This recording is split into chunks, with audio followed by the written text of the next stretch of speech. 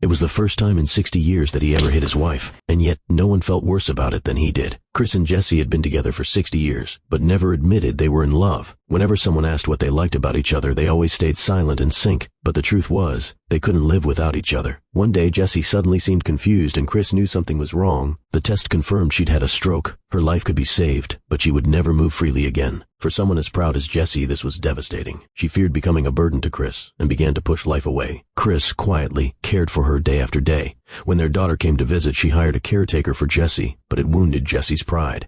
So Chris let the caregiver go and went back to taking care of her by himself. As her condition worsened, Jessie completely lost the will to live. She even stopped eating. Chris, for the first time, broke down emotionally. Desperate to keep her alive, he slapped her. One night, Jessie started talking about their past. For the first time, she admitted she had always loved him and thanked him for standing by her all her life. Chris broke into tears. He understood what she was really asking. The next day, he bathed her, dressed her, and told her stories from their life. Finally, he whispered, "I don't know if we were happy, but I do know meeting you was the luckiest thing that ever happened to me." Then he ended her suffering with a pillow. He laid out flowers for her funeral, wrote a farewell letter to their daughter, and quietly lay down. In his dream, Chris was walking behind Jessie, and this time, they never had to part again.